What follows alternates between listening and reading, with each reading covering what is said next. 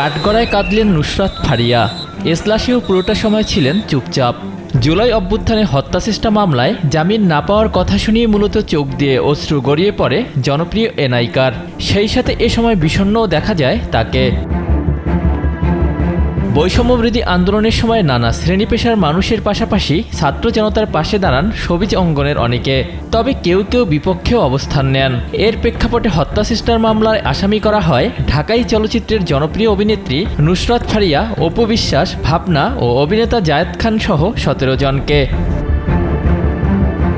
সে মামলায় রোববার থাইল্যান্ডে যাওয়ার সময় বিমানবন্দর থেকে আটক করা হয় নুসরাত ফারিয়াকে। ভাটারা থানায় গ্রেপ্তার দেখিয়ে জিজ্ঞাসাবাদের জন্য নেওয়া হয় ডিবি কার্যালয়ে। সোমবার ডিবি কার্যালয় থেকে আদালতে তোলা হয় নুসরাত ফারিয়াকে। এ সময় অনেকটা বিষণ্ণ দেখা যায় তাকে। মামলার শুনানিতে তার আইনজীবী জামিন আবেদন করলে তার বিরোধিতা করে রাষ্ট্রপক্ষ।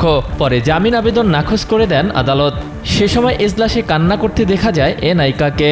এ সময় দুহাত দিয়ে চোখের পানিও মুছেন তিনি। তবে পুরোটা সময় ছিলেন চুপচাপ। শুনানি শেষে রাষ্ট্রপক্ষের আইনজীবী বলেন, আন্দোলন দমনে অর্থের যোগানদাতা হিসেবে ভূমিকা রেখেছেন নুসরাত ফারিয়া।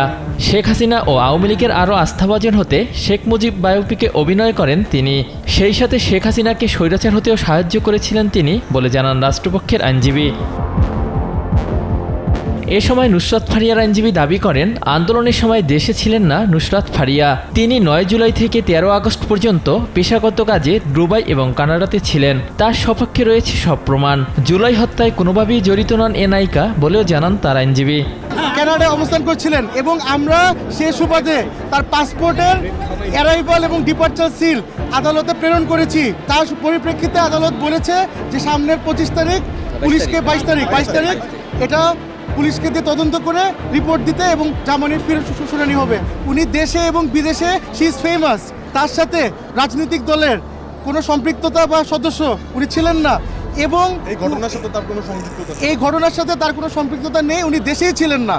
তবে নুসরাত ফারিয়ার গ্রেপ্তারকে বিব্রতকর ঘটনা আখ্যা দিয়ে সংস্কৃতি উপদেষ্টা বলেন, আইনের প্রতিকার পাবেন নুসরাত ফারিয়া। তবে নুসরাত ফারিয়ার গ্রেপ্তারের বিষয়ে স্বরাষ্ট্র উপদেষ্টাকে প্রশ্ন করা হলে তিনি বলেন, তার বিরুদ্ধে তদন্ত এখনও শেষ হয়নি। তদন্ত শেষ না হওয়ার আগে কিছুই বলতে পারবেন না।